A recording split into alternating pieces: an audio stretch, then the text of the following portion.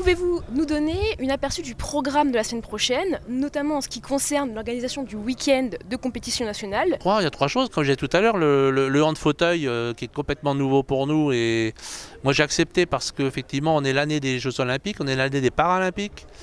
Sur Montargis, l'USM Omnisport travaille beaucoup pour le sport handicap, donc je ne me voyais pas refuser, donc ça peut aussi intéresser beaucoup de gens. Nous-mêmes on est un peu dans la découverte, hein, carrément. Après, un championnat de France de jeunes, c'est très intéressant aussi parce que là, on va vraiment avoir les 4 meilleures équipes de France qui vont être là. Donc ça peut aussi apporter des spectateurs et l'envie de voir du hand de haut niveau chez les jeunes.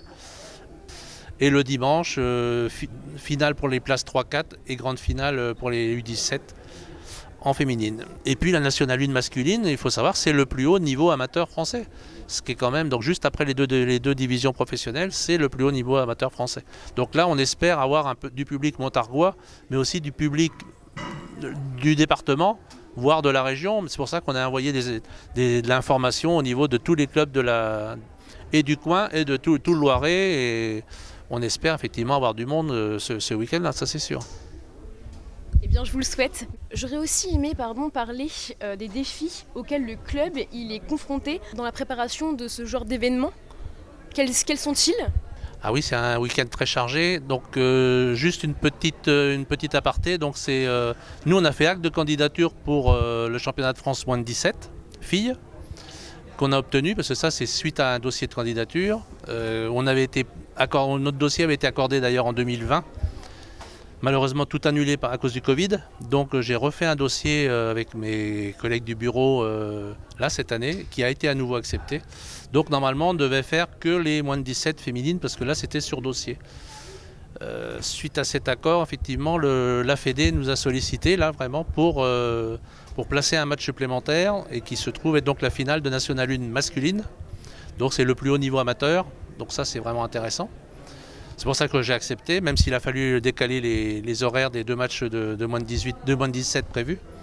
Et un mois après, la Fédé m'a à nouveau rappelé, le président de la COC, pour replacer un match supplémentaire. Où là, je dis, je ne sais pas où on va le mettre, mais donc j'ai accepté aussi parce que c'est quelque chose qui va être nouveau pour nous. C'est la finale de championnat de France de hand fauteuil.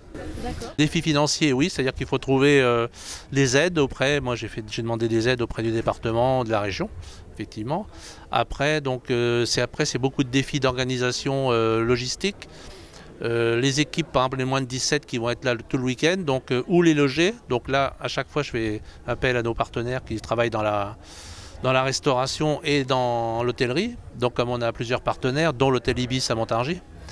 Donc les moins de 17 vont être logés, 2 équipes chez Ibis à Montargis, les 2 autres chez Ibis Style à Panne, à Arboria. Donc ça, c'est pas le plus gros des problèmes à trouver, puisque obligatoirement, ils sont tout à fait d'accord. Mais après, il y a aussi la restauration, savoir comment on va travailler. Est-ce qu'on travaille avec Est-ce que les équipes vont déjeuner, dîner à l'hôtel, ou alors est-ce que c'est nous qui l'organisons? Donc on leur a laissé les 2 options, et c'est nous qui organisons aussi par rapport à la restauration. Donc ça, c'est aussi des choses importantes à gérer, surtout que chaque club a un petit peu des desiderata, chacun différent. Et puis surtout, ils ne viennent pas des mêmes régions, donc ils ne vont pas arriver à la même heure, etc. Donc c'est beaucoup de temps à passer cette semaine. J'ai passé beaucoup de temps au téléphone. Et après, il y a toute une équipe animation et bénévole. L'équipe animation a passé aussi énormément de temps pour savoir qui va faire quoi, qui va vendre des frites, qui va s'occuper de la buvette, qui va s'occuper des entrées, etc., etc. Donc oui, ça fait un gros boulot. Ça en vient un peu à ma 3e question.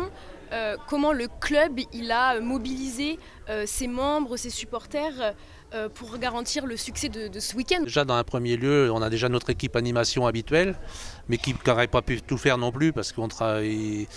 Nous, le club, on est 9 au bureau. À l'animation, ils sont une dizaine, mais pour un événement comme ça, c'est insuffisant. Donc après, effectivement, c'est des gens de l'animation qui eux-mêmes vont trouver un copain qui peut nous aider, etc. Et c'est beaucoup de bouche à oreille. Les joueurs et les joueuses ont été sollicités aussi chez les seniors pour donner un coup de main ce week-end-là. Les championnats s'arrêtant ce week-end. Donc on va avoir au moins une quarantaine de bénévoles ou joueurs qui vont venir nous aider. Il fallait trouver quelqu'un pour filmer. aussi. On va tout faire pour pouvoir filmer les matchs, pour que ça soit transmis en direct auprès des clubs. Parce qu'il y a des clubs, il y a un club de Nantes, il y a un club de Chambéry, il y a un club, enfin à côté de Chambéry, il y a Besançon, il y a Nantes aussi chez les garçons. Donc ça peut être intéressant pour les gens qui ne peuvent pas se déplacer aussi de suivre les matchs en direct. Puis je dois oublier certaines choses parce qu'effectivement ça fait beaucoup de... Donc en gros on va être 50 personnes à travailler ce week-end-là, quoi. Moi je bosse beaucoup en amont et ce week-end-là je vais rien faire. Je vais juste distribuer les coupes. Eh bien je vous le souhaite. Merci beaucoup.